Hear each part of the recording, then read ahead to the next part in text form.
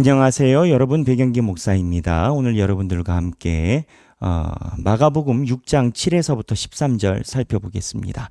자, 오늘 성경을 하나씩 살펴보며 내용을 보겠습니다. 마가복음 6장 7에서부터 13절입니다. 자, 7절입니다. 12제자를 부르사 둘씩 보내시며 더러운 귀신을 제어하는 권능을 주시고. 자, 여기서 우리가 봐야 되는 내용이 있습니다. 12제자를 모으셨대요. 그리고 둘씩 보내셨대요. 둘씩 보내셨대요. 왜 둘일까요? 왜 둘일까요? 이거에 대해서는 구약에 있는 모세오경에 따라서 증인법을 확립하고자 둘이라는 숫자가 나왔다라고 신학자들이 이야기를 하곤 합니다. 무슨 얘기냐? 두세 사람의 말이 같을 때 그 증인과 그 발언을 사실로서 확증을 합니다. 모세오경에 그렇게 나옵니다.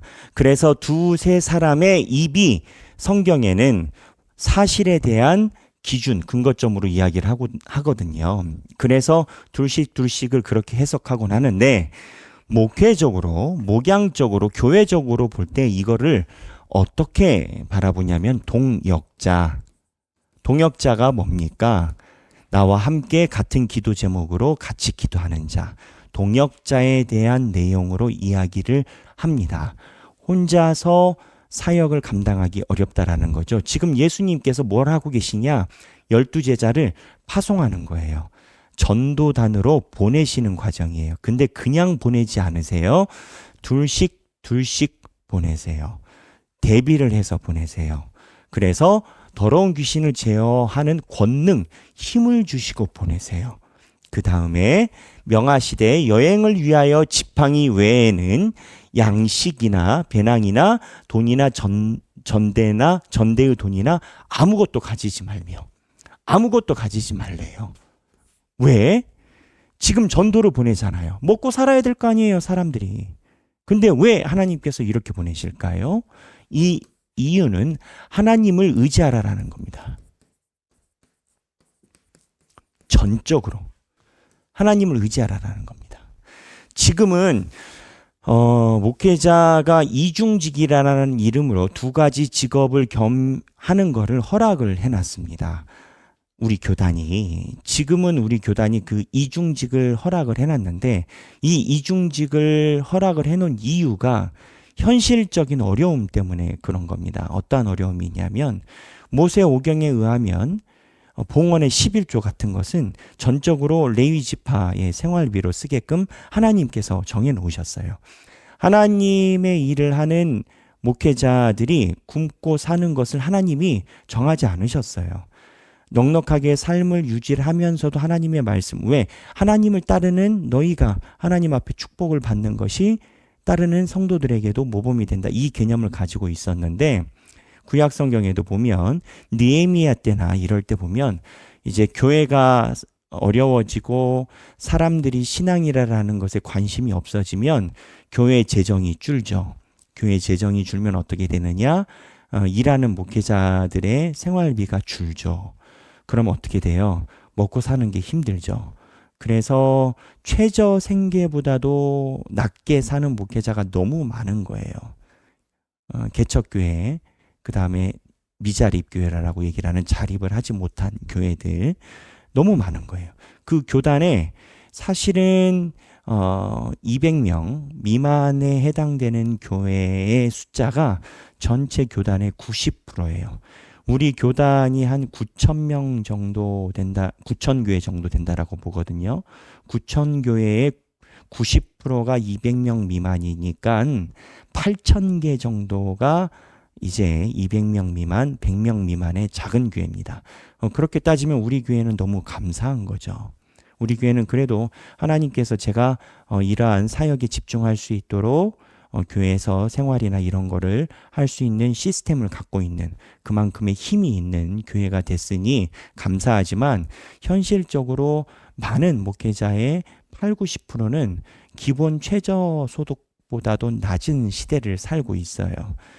그래서 이제 우리 교단에서 궁여지책으로 어쩔 수 없이 목회자가 너무 힘들 때 밖에 나가서 다른 일을 하고 그 일로 돈을 벌고 사는 거를 인정을 해줘야 됐어요.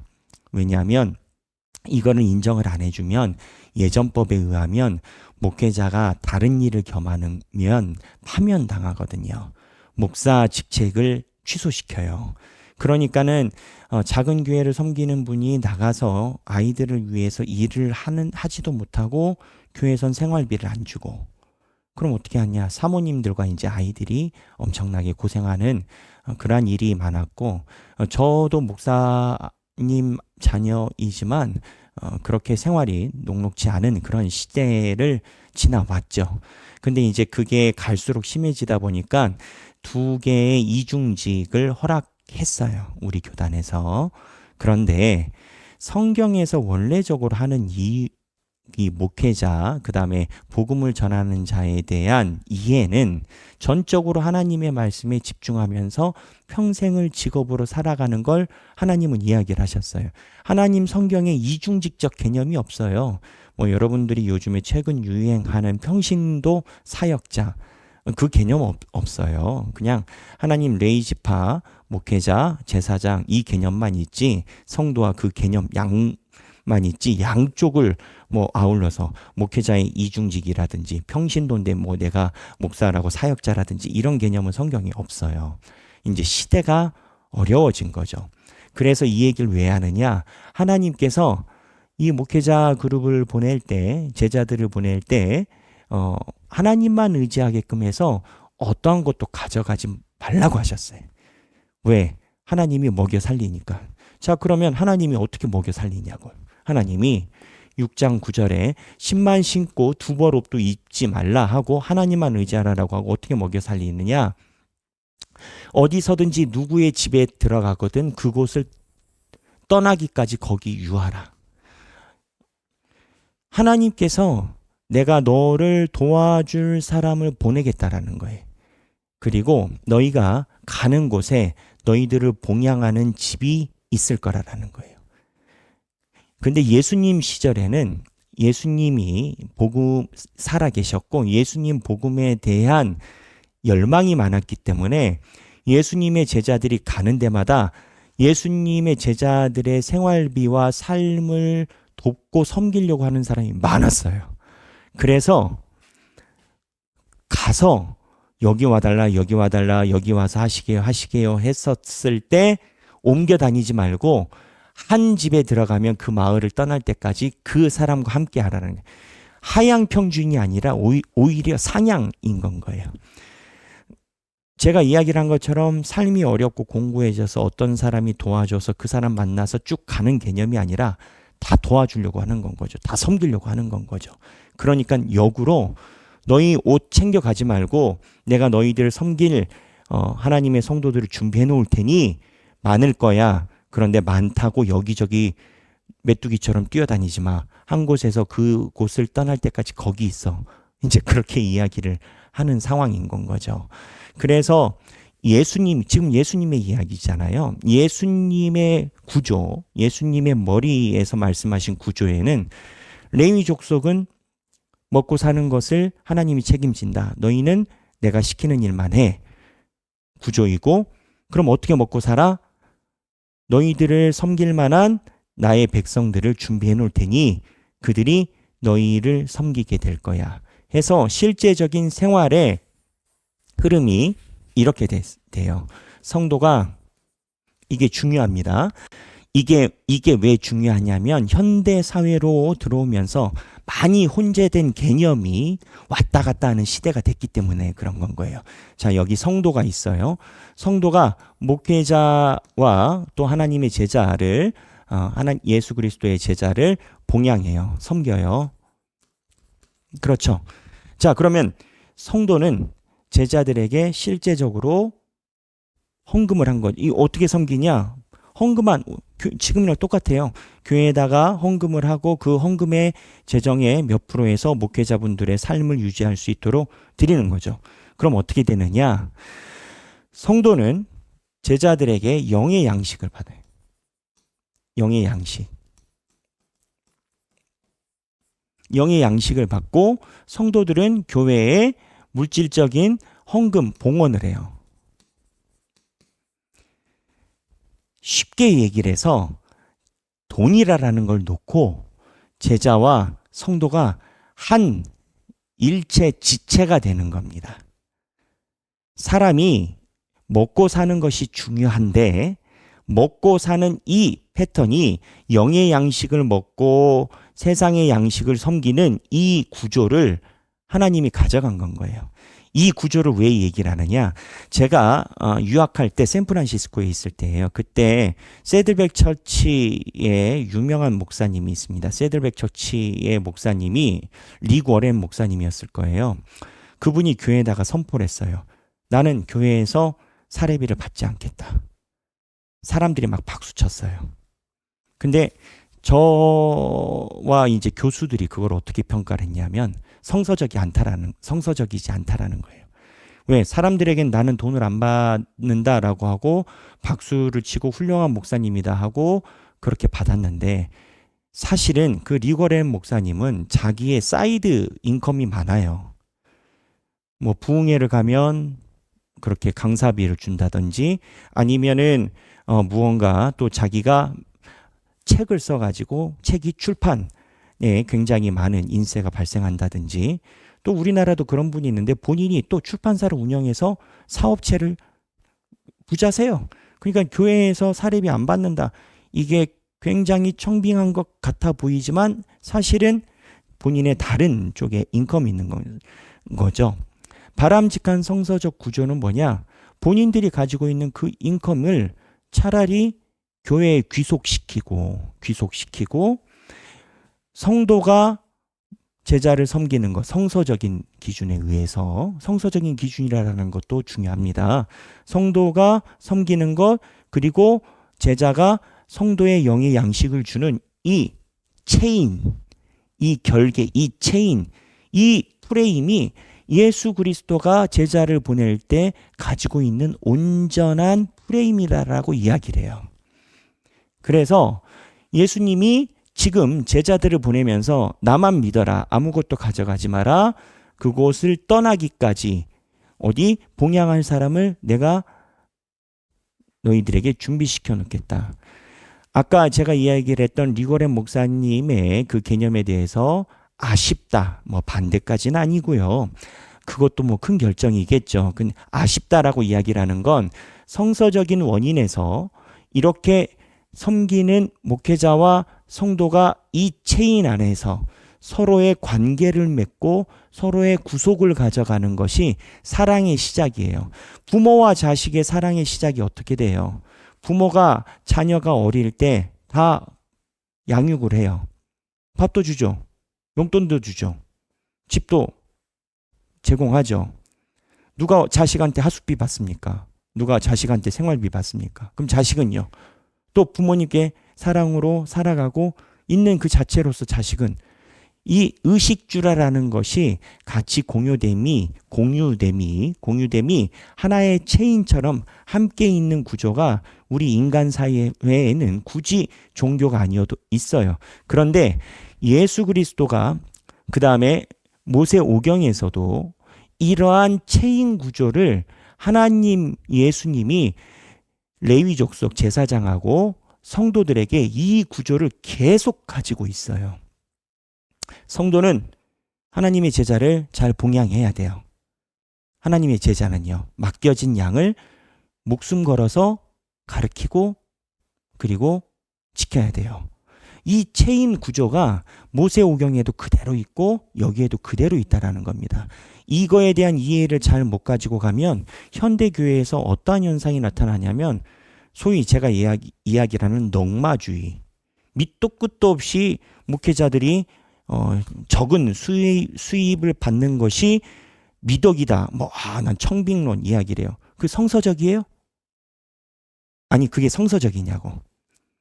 청빙론을 싫어한다라는 게 아니라 그게 성경에 근거한 하나님과 예수 그리스도의 파송 원칙과 모세오경에 나오는 제사법에 그게 맞냐고. 나중에 우리가 레위기를 들여다볼 건데 레위기를 들여다볼 때는 하나도 들어맞지 않습니다. 여기서도 마찬가지고요. 아니 하나님이 말씀하신 그 법칙에 들어맞지 않는데 세상과 유교주의와 도교주의에 의해서 청빙 멋있어 보이고 하는 그러한 시스템이 마치 교회 미덕인 것처럼 이야기를 하는 것은 제 견지에서는 성경 지식 부족이에요. 그래서 제가 여러분들과 지금 이 부분이 나왔기 때문에 여러분들에게 기본적인 하나님이 말씀하신 제자들과 그리고 제자들과 함께하는 일반 성도들의 관계 구조에 대해서 설명을 드려요.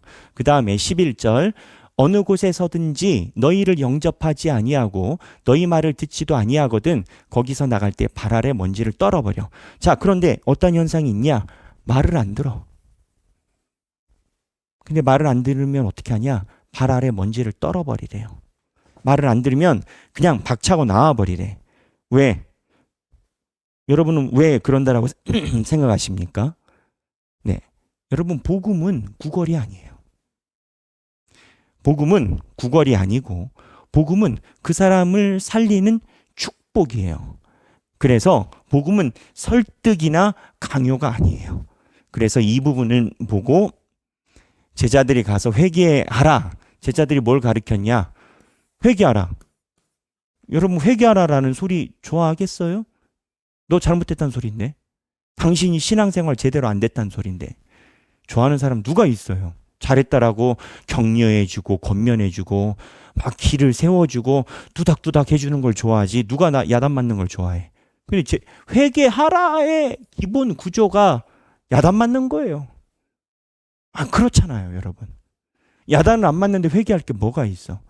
그 안 좋은 소리 하고 다니는데 그러면 듣지 않는 사람이 나오지. 당연한 거지, 구조상. 그럼 어떻게 하라고? 발 아래 먼지를 떨어버리래. 그래서 많은 귀신을 쫓아내며 많은 병자에게 기름을 발라 고치더라. 그래서 오늘 우리가 묵상해야 되는 파트가 제가 이야기를 한 내용 중에 있어요. 뭐냐면 자, 먼지를 떨어버리라는 거예요. 이게 두 각도에서 이야기를 할 수가 있어요. 복음을 전하는 자 담대해야 돼요. 우리는 영의 굳이 목회자가 아니고 여러분도 전도를 하지 않습니까? 그 다음에 가족들에게 이야기를 하지 않습니까? 그 과정 설득이나 강요가 아니에요. 복음은요 정말 귀한 거예요. 여러분, 복음을 설득하고 달랜다라고 해서 예수를 믿는 마음이 생기는 줄 아십니까? 절대 생기지 않아요. 강요하고 협박한다고 생기는 줄 아십니까? 1억 준다고 해서 생기는 줄 아십니까? 당신의 빚을 내가 다 청산해 줄 테니 예수 잘 믿어라라면 잘 믿을 줄 아십니까? 아니에요. 그렇기 때문에 전하는 자는 뿌릴 뿐이에요. 결과는 하나님이 담당하시고 너희들이 못 알아들으면 먼지 털어버리는. 그래서 저는 여러분 아시겠지만 저는 설득이나 강요에 목회하지 않습니다. 설득하지 않아요. 달래지 않아요. 그렇다라고 여러분들에게 하염없이 이건 순종이라는 미명하에 무조건 하라라고 그렇게 하지도 않아요. 복음은 기회나 이런 거를 교회에서 전할 뿐이고 그거에 대한 사명감이 있어야 돼요. 그럼 듣는 자는요. 듣는 자는 놓치면 심판이에요. 사실은 이 부분에 대한 주의는 조금 더 거칠어요. 복음 전하는 자의 말을 안 들으면 어쩌겠다라는 거야. 그래서 복음은 고린도후서 2장 15에서부터 17절인데 제가 오늘 준비를 여러분들께 못 시켜드렸네요. 제가 찾아보겠습니다. 여러분 꼭 성경 찾아보시기를 부탁을 드려요. 고린도후서 2장 15절에서부터 17절인데 바울이 이야기를 해요. 우리는 구원받은 자들에게나 망하는 자들에게나 하나님 앞에서 그리스도의 향기니 냄새래요. 복음 전하는 자가 그리스도의 냄새래요. 15절 고린도후서 2장 16절 이 사람에게는 사망으로부터 사망에 이르는 냄새요. 저 사람에게는 생명으로부터 생명에 이르는 냄새라. 누가 이 일을 감당하리요?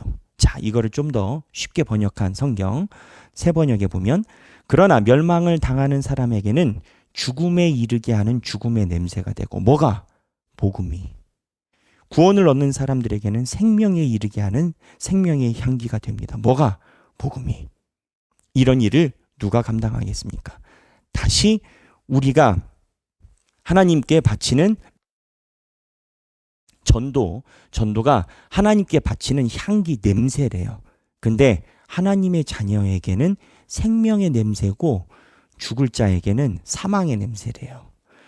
우리는 수많은 사람들처럼 하나님의 말씀을 혼잡하게 하지 아니하고 곧 순전함으로 하나님께 받은 것 같이 하나님 앞에서와 그리스도 안에서 말하노라. 우리는 저 많은 사람들처럼 하나님의 말씀을 팔아서 먹고 살아가는 장사꾼이 아닙니다.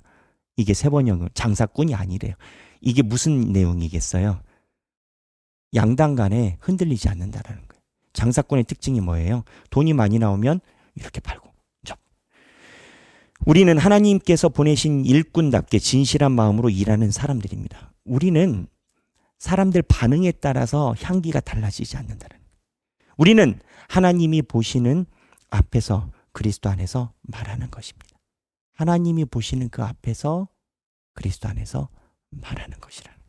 그래서 듣는 자는 놓치면 심판인 건 거예요. 그래서 우리가 생각해야 될 내용이 있습니다. 보면 처음에 복음은 전적으로 하나님을 의지하는 거고요. 그리고 사실 복음은 열린 문을 찾아가는 거고 두들기는 겁니다. 안 열리면 패스예요. 열리면 복음이 들어가고. 그래서 생각하는 내용이 복음 전도의 결과는 하나님께 맡겨야 돼요. 복음 전도의 결과는 하나님께 맡겨야 돼요. 그리고 우리는 사명 이해만이 삶의 목표예요. 담대하세요. 우리가 누군가를 전도하려고 하면 그 자체로 의미가 있는 거예요. 그 자체로. 결과는 하나님께 맡겨요. 또 하나, 나의 동행자는 누구인가? 둘씩. 사람은요, 사회적 동물이에요. 혼자 강건할 수 있는 사람은 많지 않습니다. 바울 빼고요. 우리도 하나님께서 내가 이렇게 걸어가는 길에 외롭지 않게 보내주신 자가 있어요. 저에겐 누구냐? 여러분들이에요. 눈물로 기도하고 제가 하염없이 부족하다라고 느낄 때 하나님께서 여러분들을 보내셨어요. 여러분들과 함께 하나님의 나라를 일궈 가는 길을 저는 걷고 있어요. 그렇게 생각을 해요. 여러분도 여러분들이 가지고 있는 기도 제목에 동행자들이 계실 거 아니에요. 그게 누굴까요? 우리 교회 안에 계시겠죠. 같이 기도 제목. 그분이 누군지 굳이 실명을 거론하지 않고 어느 분이 계신데 그분과 함께 기도함이 나눔이 나는 행복하다. 서로 칭찬의 느낌인 건 거죠. 그걸 함께 나눠보시면 되겠습니다. 오늘 성경 말씀 살펴봤습니다. 6장 7에서부터 13절인데 읽어보시고 행복한 성경 읽기 되시기 바랍니다. 감사합니다.